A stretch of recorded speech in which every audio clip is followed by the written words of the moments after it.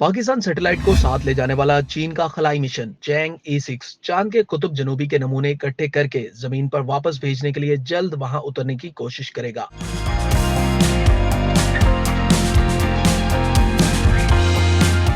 इस वक्त ये मिशन चांद के मदार में मौजूद है और जून के शुरू में वो चांद के तारीक हिस्से पर लैंडिंग की कोशिश करेगा। ख्याल रहे कि चांद के इस हिस्से को तारीक इसलिए नहीं कहा जाता कि वहां रोशनी नहीं है, बल्कि इसके बारे में तफसीलात ना होने की वजह से इसे तारीक या खुफिया कहा जाता है। ये मिशन चांद के कुतुब जनूबी के शमाल मशरकी खित्ते में लैंड करेगा। इस वक्त ये मिशन लैंडिंग के मुकाम पर मुनासिब रोशनी का इंतजार कर रहा है। चैंग E6 का स्पेस क्राफ्ट चांद के मदार में ही मौजूद रहेगा, जबकि इसका लैंडर चांद की सतह पर उतरेगा। लैंडिंग के 48 घंटों के बाद लैंडर चांद की सतह से चट्टानों और दीगर नमूनों को रोबोटिक हाथ के जरिए इकट्ठे करेगा।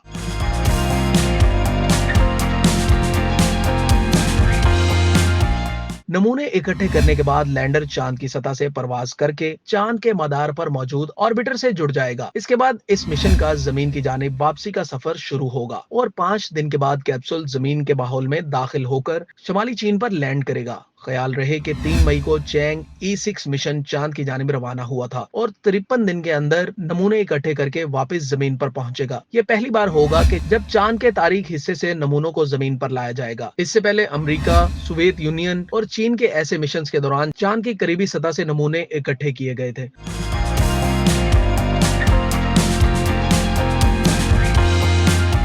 चैंग E6 मिशन 2 किलोग्राम के वजन के नमूने इकट्ठे करेगा और अगर ये मिशन कामयाब होता है तो ये बहुत बड़ी पेशरफ्त होगी। साइंसदानों को चांद के कुतुब जनूबी में बहुत ज्यादा दिलचस्पी है, क्योंकि वहां मौजूद बर्फानी खित्ते में तहकीकी मराकज तवील अरसे तक कायम रह सकते हैं। चैंग E6 के बाद चीन की जानिब से चैंग E7 रोबोटिक मिशन को चांद के कुतुब जनूबी में भेजा जाएगा। ये मिशन वहां बर्फ के आसार दरियाफ्त करेगा, जबकि खित्ते के माहौल और मौसम की जांच पड़ताल भी करेगा। चैंग E8 मिशन से चैंग E मिशन का इख्तिताम होगा, जो वहां मुमकिना तौर पर रिसर्च स्टेशन के कयाम के लिए भेजा जाएगा।